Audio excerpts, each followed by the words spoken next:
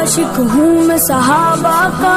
اہل بیت کا خادم ہوں، پیار مجھے اس بندھن سے، میں ہوں حسینی بچپن سے۔ محترم حضرات، میرے دینی اور ایمانی بھائیوں، دوستوں اور بزرگوں،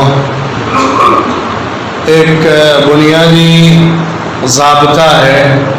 جس کو تاریخ نے ثابت کیا ہے کہ ملک کفر کے ساتھ تو چل سکتے ہیں لیکن ظلم کے ساتھ نہیں چل سکتے۔ انسانوں کی تاریخ اس بات کی گواہی دیتی ہے کہ کافرانہ روش کے ساتھ دنیا پہ حکومت کرنے کی تاریخ طویل ہے، لیکن جب کفر کے ساتھ ظلم آ جاتا ہے یا بغیر کفر کے مومن لوگوں کے حکومت کے اندر بھی ظلم آ جاتا ہے تو وہ حکومت زیادہ دن تک نہیں چلتی ہے۔ ظلم اللہ کو پسند نہیں ہے۔ انسانوں کے درمیان ایک ایسا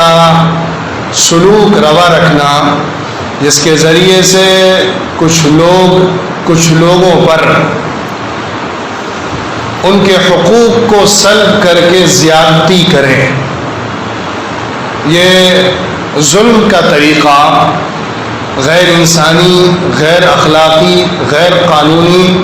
اور اللہ کے نظام سے ٹکرانے والا ہے۔ دنیا میں ہمیشہ دو طرح کی طاقتیں رہی ہیں۔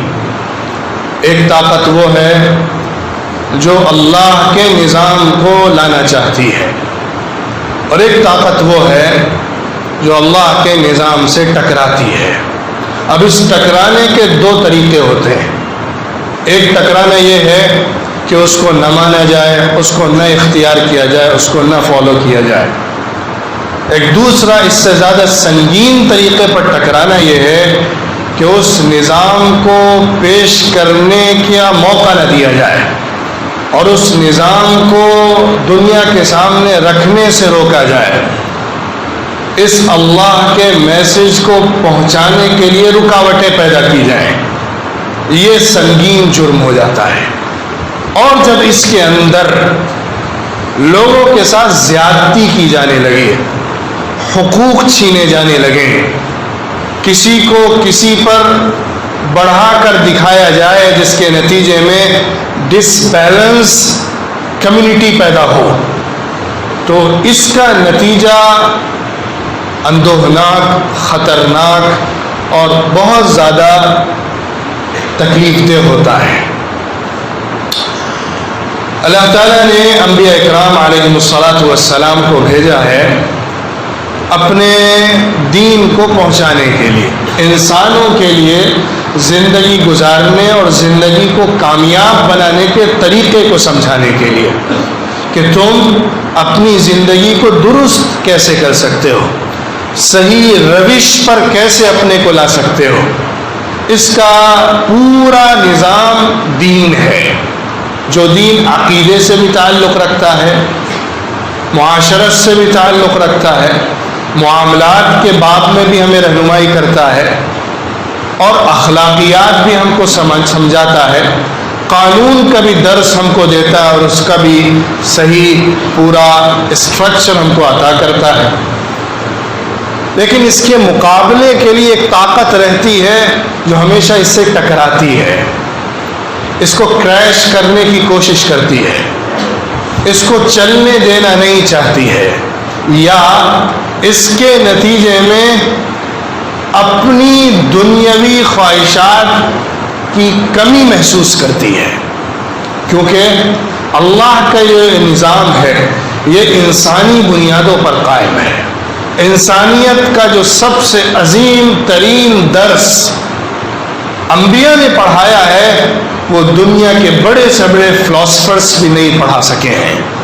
ان میں بھی خاص کر رسول اکرم محمد عربی صلی اللہ علیہ وسلم نے جو پیغام دیا ہے، جو مشن عطا کیا ہے، جس روش پر چل کر دکھایا ہے، جس طریقے کو اختیار کیا ہے، جو دین سمجھایا ہے، جو شریعت عطا فرمائی ہے، وہ خالص انسانی اور اخلاقی بنیادوں پر قائم ہے۔ وَمَا أَرْسَلْنَاكَ إِلَّا رَحْمَةً لِّلْعَالَمِينَ، ہم نے آپ کو سراپا رحمت سارے جہانوں کے لیے بنا کر بھیجا ہے۔ یہ جو رحمت کا پہلو ہے حضور اکرم صلی اللہ علیہ وسلم کا، وہ مسلمانوں کے ساتھ تو ہے ہی، غیر مسلموں کے ساتھ ہے، مائنورٹیز کے ساتھ ہے، یہاں تک کہ حیوانوں کے ساتھ ہے، چرند پرند کے ساتھ ہے، جانوروں کے ساتھ ہے۔ دنیا کے اندر جو کچھ بھی موجود ہے اس کے ساتھ رحمت کا رشتہ حضور اکرم صلی اللہ علیہ وسلم نے جوڑا ہے اور پوری انسانیت کو ایک لڑی میں پرو دیا ہے، اور اللہ کی اس آیت کی تفسیر عملی شکل میں کر دی ہے۔ یا ایھا الناس انا خلقناکم من ذکر وانثى وجعلناکم شعوبا وقبائل لتعارفوا ان اکرمکم عند اللہ اتقاکم ان اللہ علیم خبیر۔ اے لوگوں، ہم نے تم کو پیدا کیا ہے ایک مرد اور ایک عورت سے، اور ہم نے تم کو مختلف قبیلوں، علاقوں اور قوموں میں تقسیم کیا ہے تاکہ تم ایک دوسرے کو پہچان سکو کہ ہم کس قبیلے کے ہیں، کس خاندان کے ہیں، کس رشتے کے ہیں۔ لیکن اللہ کے ہاں جو فضیلت اور عظمت اور بلندی اور ترقی کی بنیاد ہے وہ اللہ کا زیادہ سے زیادہ لحاظ کرنا، اللہ کو زیادہ سے زیادہ ماننا، اللہ کو زیادہ سے زیادہ اس کے احکام کو لے کر چلنا، اللہ سے ڈرنا، اللہ سے محبت کرنا اور اللہ کے لیے جینا۔ اس بنیاد پر اللہ کے ہاں تمہاری بلندی کے فیصلے ہیں۔ یہ وہ معیار ہے جو اللہ تعالیٰ نے تمام انسانوں کے لیے رکھا ہے۔ اسی بنیاد پر اسلامی گورنمنٹ کا قیام ہوتا ہے۔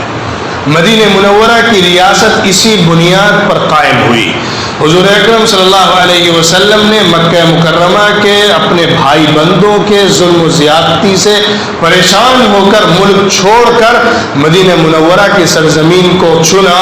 جس میں بہت ساری کمیونٹی کے لوگ رہتے تھے، مختلف علاقوں کے، مختلف قبیلوں کے اور مختلف مذہبوں اور دھرموں کے لوگ رہتے تھے۔ وہاں پہ مشرک ایک بڑی کمیونٹی تھی جس کے درمیان اسلام پھیل رہا تھا، اور ایک دوسری کمیونٹی تھی جو یہودی تھی، جیوز تھے۔ یہ دو بڑی کمیونٹی تھی اس وقت جب کہ حضور اکرم صلی اللہ علیہ وسلم مدینہ منورہ تشریف لائے تھے۔ پھر آپ صلی اللہ علیہ وسلم نے ان کے ساتھ ایک کامن منیمم پروگرام پر سائن کیا تھا، ان کے ساتھ ایک معاہدہ کیا تھا، جس معاہدے کی بنیاد پر ان تینوں کمیونٹی کو ایک ساتھ باندھ دیا گیا تھا اور ایک کنٹری بنائی گئی تھی، جو کنٹری مساوات پر قائم تھی، عدل پر قائم تھی، انصاف پر قائم تھی، اور تمام دوسری کمیونٹی کے ساتھ رواداری کے سلوک پر قائم تھی، جس کے نتیجے میں حضور اکرم صلی اللہ علیہ وسلم نے جو اسلام کی آفاقی دعوت پیش کی تو اس کے اندر لوگ جوق در جوق داخل ہوتے چلے گئے۔ اسلام کی نورانیت، اسلام کا عدل، اسلام کا مساوات، اسلام کا رحمت کا نظام، یہ چیز ساری دنیا کے لوگوں کو اپیل کر رہا تھا، اور خاص طور پہ ان کو جو اس کو پریکٹیکل شکل میں حضور اکرم صلی اللہ علیہ وسلم کی سرداری میں مدینہ منورہ کے اندر دیکھ رہے تھے۔ حضور اکرم صلی اللہ علیہ وسلم نے انسانی اور اخلاقی بنیادوں پر سارے علاقائی فروق کو ختم کر کے ایک انسانی ڈھانچہ بنایا تھا، جس کے اندر مکہ مکرمہ کے وہ لوگ تھے جو دوسری نسل سے تھے، اور مدینہ منورہ کے وہ لوگ تھے جو بالکل الگ نسل کے تھے، اور پھر ان کے درمیان باہر سے آئے ہوئے یہودی تھے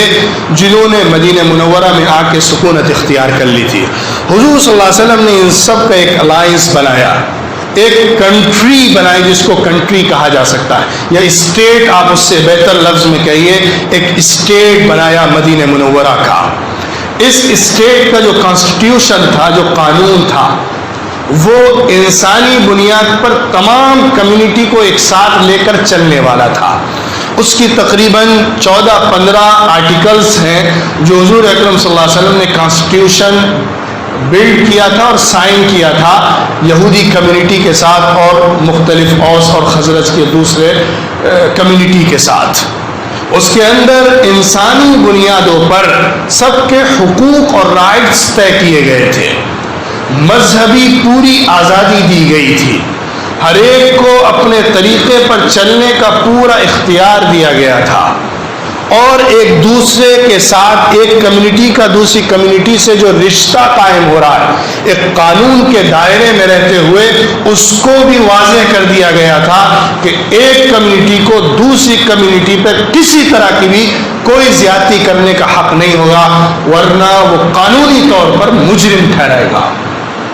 اس بنیاد پر یہ ایک اسٹیٹ بنا تھا جس کے اندر آگے کے حالات نے بہت ساری چینجنگ کی، بہت سارے حالات بدلے، لیکن جو بیسک کانسٹیٹیوشن تھا وہ اپنی بنیادوں پر قائم رہا۔ گرچہ یہودیوں نے بار بار مسلمانوں کے ساتھ غداری کی، حضور اکرم صلی اللہ علیہ وسلم کے ساتھ اور مدینہ منورہ کے رہنے والوں کے ساتھ غداری کی، کانسٹیٹیوشن کا کھلا وائلیشن کیا، اور انہوں نے جو سب سے بڑا مسلمانوں کا اور اس اسٹیٹ کا دشمن تھا اس کے ساتھ اندر الائنس کیا اور مسلمانوں کو اندر سے تکلیف پہنچائی، اور ایک اسٹیٹ کے اندر مسلمانوں کی سرداری اور مسلمانوں کی جو حکومت تھی اس کو گرانے کی پوری کوشش کی۔ یہودیوں کے 3 قبیلے تھے، بنو نذیر، بنو قریظہ اور بنو قینقاع۔ ان تینوں کی الگ الگ کمیونٹی اور الگ الگ حیثیت تھی، الگ الگ ان کی جگہیں تھی۔ ان تینوں سے اللہ کے رسول صلی اللہ علیہ وسلم کا معاہدہ تھا، لیکن ان تینوں نے الگ الگ وقتوں میں غداری کی۔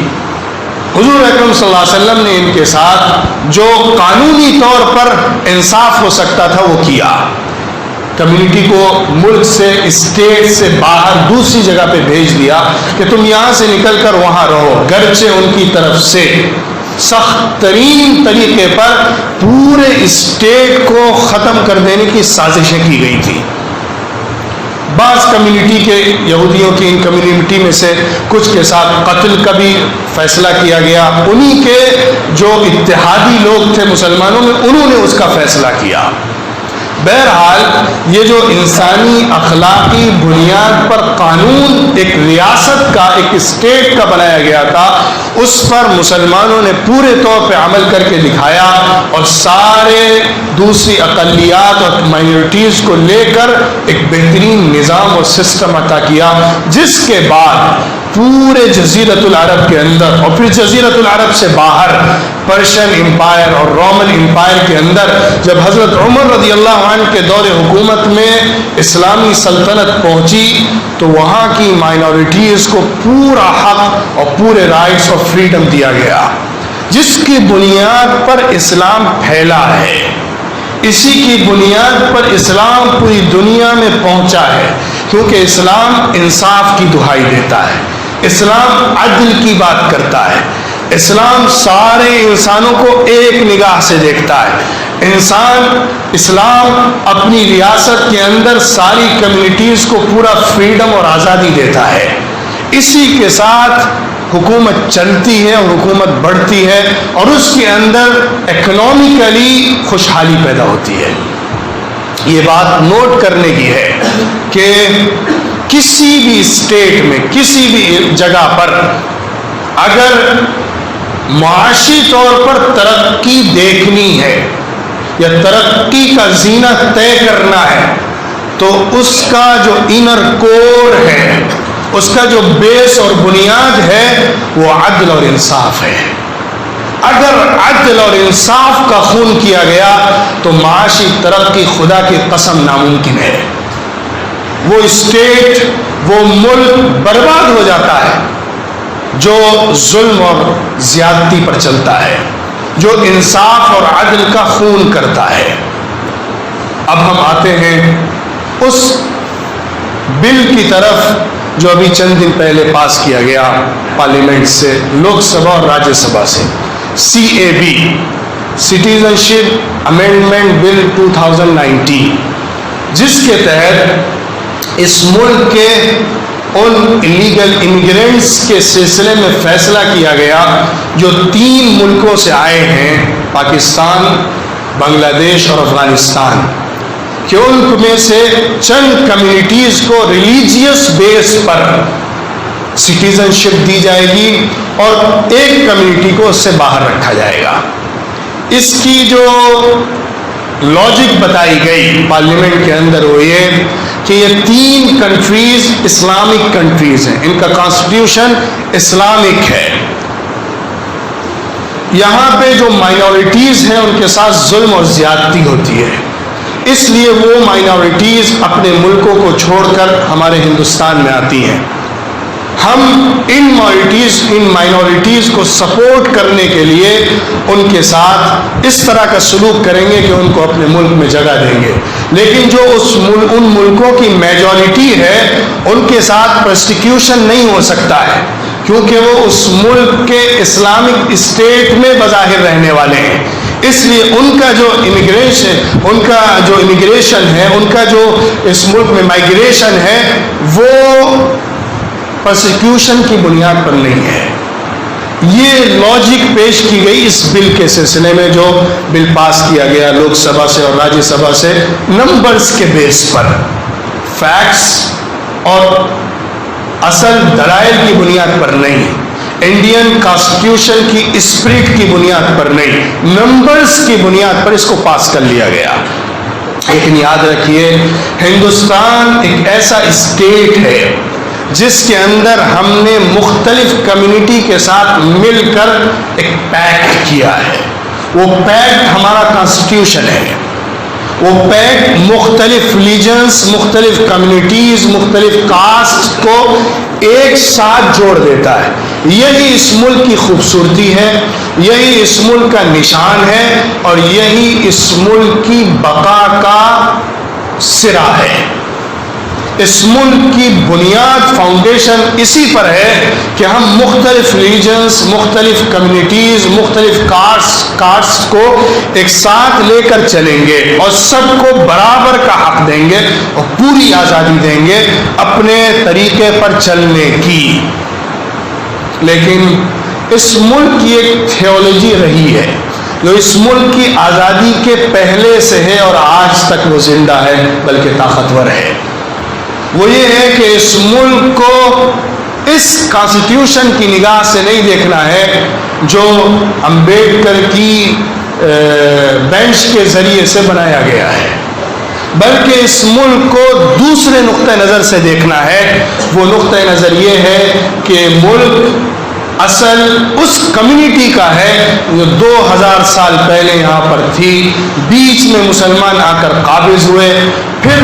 ان کو ایک الگ اسٹیٹ دے کر ایک الگ جگہ دے دی گئی، لیکن یہ جو جگہ بچی ہے یہ اس کمیونٹی کی ہے جو اس وقت میجورٹی کہلاتی ہے، یعنی ہندو، اور ان کی اصل بنیاد منوسمرتی پر ہے۔ جو منوسمرتی اس ریلیجن کا کانسٹیٹیوشن اور قانون اور لاز ہیں،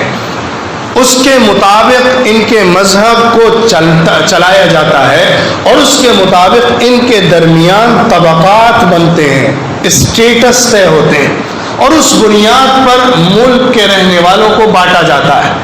گرچہ آج کے کچھ لوگ جو انہی سے تعلق رکھنے والے ہیں وہ کہتے ہیں کہ منوسمرتی ایک پرانی کہانی تھی، آج ہم ایک دوسرا قانون دیکھتے ہیں اور اس کو اپنی منوسمرتی مانتے ہیں۔ لیکن اگر آپ جائزہ لیں، تاریخ کو پڑھیں اور ہندوستان کی ہسٹری پر نظر ڈالیں اور اس خاص لابی اور تھیولوجی پر ریسرچ کریں تو آپ کو سمجھ میں آئے گا کہ یہ اپنی اسی پرانی منوسمرتی کے سسٹم اور نظام اور قانون پر دوبارہ سے اس ملک کو لانے کی کوشش کرتی ہے۔ ان کی سوچ یہ ہے کہ اس ملک پر صرف ہندوازم کو لاگو کر دیا جائے، مسلمان ایک اسٹیٹ لیس کمیونٹی کی حیثیت سے یہاں پر رہیں۔ ان کو ووٹنگ رائٹس نہ ہو، ان کو اپنا مذہبی فریڈم نہ ہو، ان کو اپنی اسلامک آئیڈینٹی کے ساتھ رہنے کا اختیار نہ دیا جائے، وہ اس ہندوستانی ایک عام ہندوازم کی تھیولوجی کے ساتھ مرج کر جائے۔ اسی لیے یاد رکھیے، اس سوچ نے تمام دوسرے مذاہب کو اپنے اندر کیچ کر لیا ہے، تمام دوسرے مذاہب کو اپنے اندر مرج کر کے دیکھا ہے اور اس کو اپنا ہی ایک حصہ کہہ کر پیش کیا ہے، سوائے اسلام کے، کیونکہ اسلام اپنی الگ آئیڈینٹی رکھتا ہے، اسلام کی اپنی پرسنل آئیڈیالوجی ہے، تھیولوجی ہے، اسلام کا اپنا مستقل نظام ہے، اور وہ ایک مسلمان کو الگ روپ دیتا ہے، الگ سوچ دیتا ہے، الگ عمل دیتا ہے، جو ان کے مطابق ان کی سوچ سے ٹکراتا ہے۔ اس لیے وہ اس کو کبھی بھی ایکسیپٹ کرنے پر تیار نہیں ہو سکتے ہیں۔ نتیجہ یہ ہے کہ مسلمانوں کے خلاف محاذ بنایا گیا، ایک سوچ تیار کی گئی، کبھی گھر واپسی کا عنوان دیا گیا، کبھی NRC کے بیس پر مسلمانوں کو الگ کرنے کی بات کہی گئی، کبھی ٹرپل طلاق کا ایشو اٹھایا گیا، اور پھر اس طرح کے ایشوز کو لاتے لاتے بابری مسجد کا مسئلہ چھیڑا گیا۔ اس کے اندر ایک لمبے طویل عرصے کے بعد ایک فیصلہ صادر ہوا، جو ایک سوچ تھی اس سوچ کو غالب کیا گیا، اور پھر اس کے بعد CAB کی بنیاد پر ملک کے اندر مسلم اور نان مسلم کی بنیاد پر بھید بھاؤ پیدا کرنے کی بنیاد ڈال دی گئی۔ اور اگر میں آج یہ کہوں کہ ٹو نیشن تھیوری جو جناح کی تھی، جس کی بنیاد پر وہ پاکستان لے کر الگ ہو گئے تھے،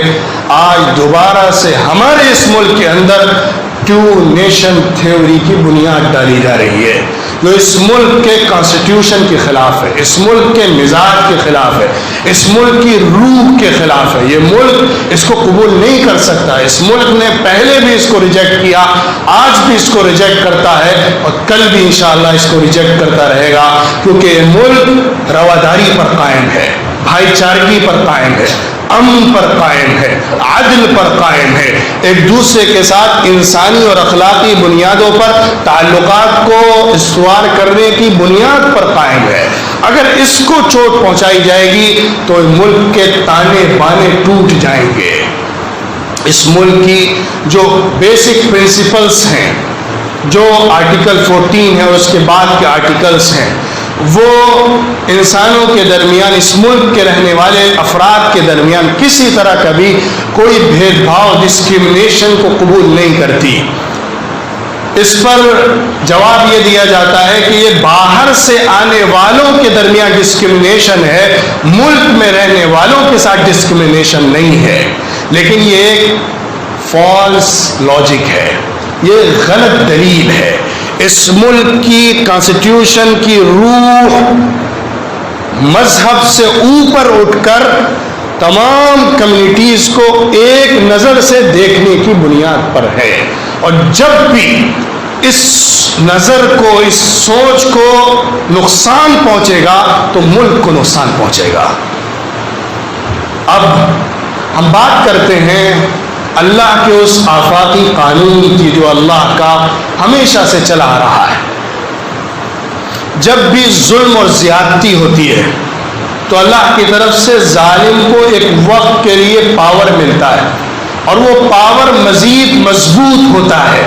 لیکن پھر پکڑ ایسی اچانک آتی ہے کہ انسان حیران رہ جاتا ہے۔ اس کی بے شمار تاریخ میں مثالیں، بطور خاص فرعون کی مثال لے لیجئے، جس کو اپنی شہنشاہیت اور اپنی بادشاہت کا ایسا زوم ہو گیا تھا کہ وہ ساری دنیا کو اپنے پیر کے نیچے رکھتا تھا۔ وہ آسمان کی طرف نگاہ اٹھاتا تھا اور کہتا تھا، اے موسیٰ، اگر تمہارا رب آسمان میں ہے تو ذرا ملاؤ مجھے اس سے، میں دیکھوں مجھ سے بڑا کون رب ہے۔ انا ربکم الاعلی کا اعلان کرتا تھا۔ وہ جو اس وقت کی مائنورٹی بنی اسرائیل کی مصر میں رہنے والی تھی، ان کے مردوں کو قتل کرتا تھا اور ان کی بچیوں کو زندہ رکھتا تھا۔ ان کے ساتھ ظلم و زیادتی کے وہ تمام پہاڑ توڑتا تھا جو ایک جلاد حاکم کرتا ہے، لیکن اسی چھوٹی سی مائنورٹی کے ساتھ اللہ تھا، اور جب اللہ نے اس کو اس کا اہل بنایا کہ وہ اللہ کے رحمت کی مستحق بن سکے، تو پھر اللہ کی طرف سے پکڑ آئی ظالم کے لیے۔ اللہ نے سمندر میں اسی کے علاقے میں اس کو ڈبو ڈبو کر مارا، اور وہ ساری دنیا کے لیے قیامت تک کے لیے نشان عبرت بن گیا۔ آج بھی اس کی لاش مصر کے میوزیم میں تمام انسانوں کو دعوت دیتی ہے کہ ذرا آ کے دیکھو، جو بڑے بڑے طومار کھڑے کرنے والے، بڑے بڑے شہنشاہیت کے دعوے کرنے والے تھے، ان کا انجام کیا ہوا۔ اللہ نے بے شمار قوموں کا قرآن میں تذکرہ کیا ہے، قوم عاد کا، قوم سمود کا، قوم لوط کا، جو ظلم و زیادتی میں حدود کو تجاوز کر گئے تھے۔ اللہ نے ان کا تذکرہ اس طرح کیا کہ ان کی طاقت کا اندازہ تم نہیں کر سکتے، وہ کتنے طاقتور تھے، لیکن اللہ نے ان کو اٹھا کر ایسا پٹخا ہے جیسا کہ اکھڑے ہوئے پیڑ زمین پر گرے ہوئے ہوں، اس طرح اللہ نے ان کو پیٹا ہے۔ آسمان سے اللہ نے پتھر برسا کے ان کو تباہ کیا ہے، زلزلوں میں زمین میں دھسا کر ان کو مارا ہے۔ اللہ نے آسمان سے آگ کے شعلے برسا کر ان کو بھسم کیا ہے۔ اللہ کا یہ قانون ہے، ظلم کفر کے ساتھ اللہ کے دین سے ٹکرانے اور اللہ کے قانون فطرت کو توڑنے کے نتیجے میں اللہ کی طرف سے سخت پکڑ آتی ہے۔ نمرود کو لے لیجئے، نمرود جو ابراہیم علیہ السلام سے ٹکرایا تھا، اس نے سب سے بڑا دنیا کا الاؤ جلا کر ابراہیم علیہ السلام کو اس میں ڈالا تھا۔ ایک شخص پورے اسٹیٹ کے اندر ایک شخص تھا جو اللہ کی بات کر رہا تھا، لیکن اس کو اپنی کرسی پریشانی میں دکھ رہی تھی۔ اس کو لگتا تھا کہ اگر اس کی بات چل گئی تو اس کی کرسی نہیں بچے گی، اور اس کی حکومت، اس کی شہنشاہیت اور اس کی جو سوچ ہے وہ ہٹ جائے گی اور ختم ہو جائے گی، جس کی بنیاد پر اس نے اس سے دشمنی کی، ان کو آگ میں ڈالا، لیکن اللہ نے ان کو بچایا۔ پھر اللہ نے اس کو بدترین شکل میں تباہ کیا، اس کی پوری حکومت ملیہ میٹ ہو گئی، زمین پر مل گئی۔ قارون جو دنیا کے اندر سب سے بڑا مالدار سمجھا گیا، جس کو تاریخ کے اندر مالداری کی حیثیت سے ایک عنوان کے طور پر ذکر کیا جاتا ہے، قارون کی دولت، قارون کا مال۔ اللہ نے قرآن میں اس کی مالداری کا تذکرہ اس طرح کیا ہے کہ اس کے جو خزانے تھے، ان خزانوں کی چابیاں اور کنجیاں بڑی ایک مضبوط جماعت اٹھا کر چلتی تھی، صرف اس کے لاکرز کی جو کیز تھی اس کے لیے ایک الگ سے ویکل چاہیے ہوتی تھی۔ آپ آج اگر اس کی تشریح کریں تو یوں کہیں، اس کے لیے ایک الگ سے ویکل چاہیے ہوتی تھی جس کے اندر اس کو لے کر ادھر سے ادھر منتقل کیا جاتا ہے۔ اس نے دنیا کے اندر ایک جنت بنائی تھی، لیکن اللہ کی طرف سے جب اس کی پکڑ آئی تو اپنی جنت میں قدم رکھنے سے پہلے ہی یا رکھنے کے بعد ہی اللہ نے اس کو زمین میں دھسا دیا۔ لوگ اس کو دیکھ کر کہتے کہ کاش ہمیں بھی کچھ اس جیسا مل جاتا، لیکن اللہ کی طرف سے جب پکڑ آئی تو ایمان والوں نے کہا کہ اللہ کا فضل ہے، اللہ نے ہمیں اس جیسا نہ بنایا۔ تو جب پکڑ آتی ہے تو اللہ کی بہت سخت آتی ہے۔ ان بطش ربک لشدید، تمہارے رب کی پکڑ بہت سخت ہے۔ ان اخذہ لشدید، اللہ کی گرفت بہت مضبوط ہے۔ اللہ جب پکڑتا ہے تو نشان عبرت بنا دیتا ہے، جس کو قیامت تک یاد کیا جاتا ہے۔ اس کی بے شمار مثالیں آج کے دور میں بھی آپ ہٹلر کی شکل میں، ہلاکو خان کی شکل میں لے سکتے ہیں، جنہوں نے دنیا کے اندر ظلم و زیادتی کے پہاڑ توڑ دیے، کمیونٹی کو قتل کروا دیا، لیکن جب ان کی ہلاکت آئی تو ان کا نام بھی قیامت تک برے الفاظ میں لیا جاتا ہے۔ اس لیے ان حالات کو سمجھنا اور ان حالات میں جو ظلم اور زیادتی کر رہے ہیں ان کو ظلم کے انجام سے باخبر کرنا یہ امت کا فریضہ ہے۔ دوسری طرف امت کی ذمہ داری کیا ہے؟ ہم مسلمانوں کا فریضہ کیا ہے کہ ہم ان حالات کو فیس کرنے کے لیے صبر کو اختیار کریں، صبر کا دامن تھامیں، قانونی طور پر انسانی بنیادوں پر پرامن طریقے پر ہم اپنے اختیارات کو حاصل کرنے کے لیے جو کوشش کر سکتے ہیں اس کو ضرور کریں، لیکن صبر اور استقامت کا ثبوت دیں، استقامت کے ساتھ حالات کو جھیلیں، ایمان پر سمجھوتا نہ کریں۔ یاد رکھیے بڑے خطرناک امکانات منڈلا رہے ہیں ہمارے ملک کے اندر، جس کی بنیاد پر ہزاروں لاکھوں لوگوں کو ارتداد کی آندھی میں ڈھکیلا جائے گا۔ اس میں اسلام سے نکال کر ان سلم ایریاز اور دیہات کے لوگوں کو کفر اور شرک کے ساتھ جوڑا جائے گا، جو ان حالات کے درمیان مبتلا اور پریشان کی جائیں گی۔ اس لیے اپنے ایمان کو بچانا، اپنے ایمان کو مضبوط رکھنا اور اپنے آئیڈینٹی کو برقرار رکھنا اور اس کے بارے میں کسی طرح کا سمجھوتا نہ کرنا امت کی سب سے بڑی ذمہ داری ہے۔ اللہ کی قسم اسی کی بنیاد پر کل مدد آنی ہے، اسی کی بنیاد پر کل مدد آنی ہے۔ وَأَنْتُمُ الْأَعْلَوْنَ إِن كُنتُم مُؤْمِنِينَ۔ سخت حالات کے درمیان تمہارے لیے عروج اللہ کی طرف سے طے ہے اگر تم سچے مومن بن کر دکھاؤ گے۔ أَحَسِبَ النَّاسُ أَن يُتْرَكُوا أَن يَقُولُوا آمَنَّا وَهُمْ لَا يُفْتَنُونَ وَلَقَدْ فَتَنَّا الَّذِينَ مِن قَبْلِهِمْ فَلَيَعْلَمَنَّ اللَّهُ الَّذِينَ صَدَقُوا وَلَيَعْلَمَنَّ الْكَاذِبِينَ۔ کیا تم سمجھتے ہو کہ ایمان لے آئے اور اس کے بعد اللہ کی طرف سے امتحان نہیں ہوگا؟ تم سے پہلے لوگوں کا بھی امتحان ہوا ہے، تمہارا بھی امتحان ہوگا۔ وَلَنَبْلُوَنَّكُمْ بِشَيْءٍ مِّنَ الْخَوْفِ وَالْجُوعِ وَنَقْصٍ مِّنَ الْأَمْوَالِ وَالْأَنفُسِ وَالثَّمَرَاتِ وَبَشِّرِ الصَّابِرِينَ الَّذِينَ إِذَا أَصَابَتْهُمْ مُصِيبَةٌ قَالُوا إِنَّا لِلَّهِ وَإِنَّا إِلَيْهِ راجعون۔ ہم تمہیں ضرور آزمائیں گے، امتحان لیں گے، تھوڑا سا خوف بھی آئے گا، کچھ خوف بھی اور فیئر بھی تمہارے اوپر ڈالا جائے گا، بھوک اور فاقے کی نوبتیں بھی آئیں گی، مال میں، جان میں اور اولاد میں کمیاں ہوں گی، اس کے نقصانات جھیلنے پڑیں گے، لیکن اے محمد جو اس کے باوجود بھی اسلام پر قدموں کو جمائے رکھیں گے، آپ میری طرف سے ان کو خوشخبری سنا دیجئے۔ جو لوگ صبر کا دامن نہیں چھوڑیں گے اور آخرت کا یقین رکھیں گے، ان حالات کے اندر یہ سمجھیں گے کہ نتیجہ اللہ کے ہاتھ میں ہے، اس دنیا سے نکل کر اس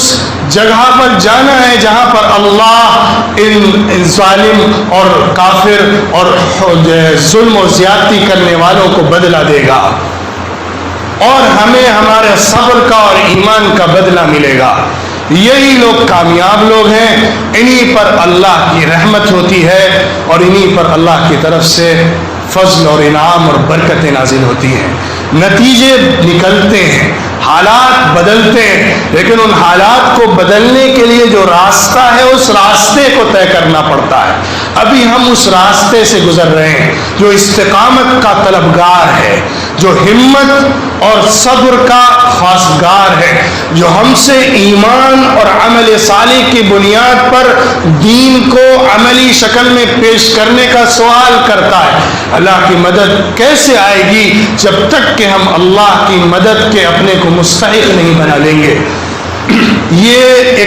ایک مرحلہ ہے جس مرحلے سے امت مسلمہ ہندیہ کو گزرنا ہے، ہندوستانی مسلمانوں کو گزرنا ہے، اور عالمی طور پر بھی مسلمان ایک لارجر ویو میں اسی مرحلے سے گزر رہے ہیں۔ اب اس مرحلے کے اندر اللہ کی مدد کو حاصل کرنے کی بنیاد اور اس کا جو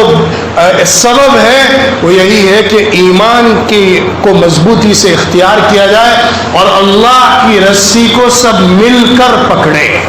وحدت، اتحاد، اتفاق، ایک دوسرے کے ساتھ مواخات، مواسات اور بھائی چارگی، تعاون، ہمدردی، رواداری کا ماحول پیدا کیا جائے۔ ہمارے مسلمانوں کی جو مختلف ملی تنظیمیں ہیں وہ اپنی تنظیموں کے اسٹرکچر اور اس کی باؤنڈریز سے اوپر اٹھ کر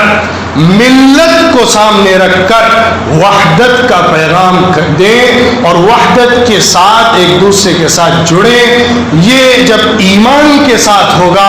تو اللہ ہمارا کل بدل دے گا. اللہ ہمیں عزت عطا فرمائے گا, اللہ ہمیں سربلندی عطا فرمائے گا. لیکن ہمیں امن, رواداری, دعوت کے طریقے کو اختیار کرنا ہوگا.